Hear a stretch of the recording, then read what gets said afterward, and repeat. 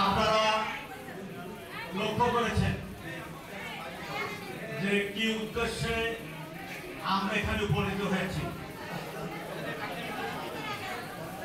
সদস্য সংগ্রহ এবং নবায়ন, যারা আমরা এই সদস্য আগে হয়েছিলাম তাদেরকে নবায়ন করতে হবে, আর নতুন করে আমাদের সদস্য সংগ্রহ করতে হবে। জাতীয়তাবাদী দলের ছায়াতলে তাদেরকে আবদ্ধ করতে হবে। সেই কারণে আমাদের প্রথম করণীয় কি?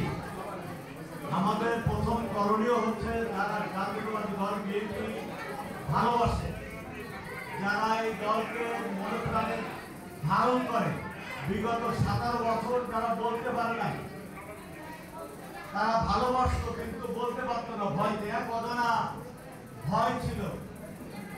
কিছু বললে হয়তো বা গুম হয়ে যাব, অথবা খুনের শিকার হব, অথবা কারাগারের অভ্যন্তরে পিষ্ট হব। এইসব নানাবিধ কারণে কিন্তু আমরা আমাদের যারা ভালোবাসে তারা মুখ করতে পারে নাই।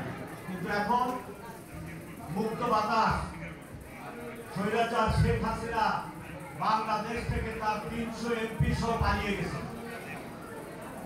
পার্শ্ববর্তী দেশে অবস্থান করছে, আর ওখানে বসে টেলিফোনে কথা বলে বাংলাদেশের রাজনীতিকে আবার অস্থিতিশীল করার অপচেষ্টায় লিপ্ত আছে।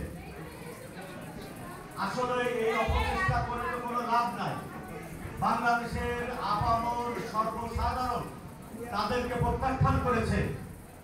এই দেশে আওয়ামী লীগ আর কোনদিন মাথা চাড়া দিয়ে দাঁড়াতে পারবে না। হয়তো 50 বছর পরে তারা আসবে অন্য নাম নিয়ে। আওয়ামী লীগ বাংলাদেশের জনধিকৃত একটি দল, যা বাংলাদেশের মানুষ ইতিমধ্যে তা প্রমাণ করেছে। গত 24-এ ছাত্র জনতার গণ-অভ্যুত্থানের মধ্য দিয়ে তাদেরকে বিতাড়িত করেছে। এখন সময় হলো মুক্ত বাতাসে শ্বাস প্রশ্বাস নেওয়া, আপনার মতামত প্রকাশ করা, আগামী দিনে আপনার ভোট প্রয়োগ করা। সেই ভোট যাকে খুশি তাকে দেন। সেই ভোট দিতে গেলে বলবে না যে আপনার ভোট হয়ে গেছে, বাড়ি চলে যান। নির্বিঘ্নে ভোট দিতে পারবেন। আগামী ফেব্রুয়ারি মাসে ইনশাআল্লাহ বাংলাদেশে ত্রয়োদশ জাতীয় সংসদ নির্বাচন হবে, আর সেইটাকে সামনে রেখে কিন্তু আমাদের প্রস্তুতি নিতে হবে।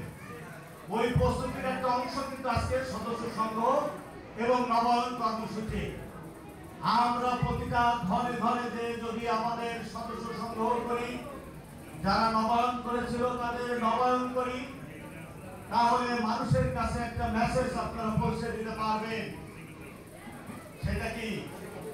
জাতীয়তাবাদী দল যেটা আগে শুরু করেছিল ম্যাডাম দেশনেত্রী বেগম খালেদা জিয়া, তার ধারাবাহিকতা চলে আসছে। কিন্তু এখানে একটা জিনিস আপনাদেরকে অবশ্যই মনে রাখতে হবে, এই সদস্য সংগ্রহের ভিতরে কোনো অবস্থাতেই যেন মাদক ব্যবসায়ী, সমাজ বিরোধী লোক, ভূমিদস্যু, মাদক সেবী, যারা ওই সময় আমাদের উপরে নিষ্পেষণ নির্যাতন চালিয়েছিল, এই প্রকৃতির কোন লোক এখানে কিন্তু প্রশ্রয় পাবে না, এখানে কিন্তু সদস্য হতে পারবে না। এখানে যদি সদস্য হয়, যার মাধ্যমে হোক না কেন, তার দায় দায়িত্ব কিন্তু এই ওয়ার্ড বিএনপিকে বহন করতে হবে। আর এখানে যদি আপনাদের ব্যর্থতা এসে যায়, তাহলে কিন্তু সদর থানা এবং মহানগর বিএনপি আপনাদের বিরুদ্ধে ব্যবস্থা গ্রহণ করতে বাধ্য হবে। দুষ্টু গরুর চাইতে শূন্য গোয়াল কিন্তু অনেক ভালো। বাংলাদেশের ইতিহাসে এই দল বারবার মানুষের ম্যান্ডেট নিয়ে ক্ষমতায় এসেছে। বিএনপি কিন্তু পিছনের দরজা দিয়ে ক্ষমতায় আসে নাই। জনগণের ভালোবাসা নিয়ে এই দল বারবার ক্ষমতায় এসেছে। আমরা চাই যে আপনাদের ভালোবাসাকে, আপনাদের মন জয় করে আরো আগামী দিনে এই দলকে আমরা বাংলাদেশের দায়িত্ব দেব।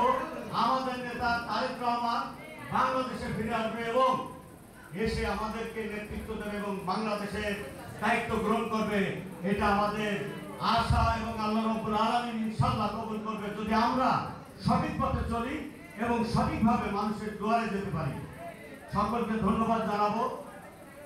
সময় সংক্ষিপ্ত, আপনাদেরকে আবারও কৃতজ্ঞতা জানাই সদর থানার পক্ষ থেকে। সকলকে ধন্যবাদ।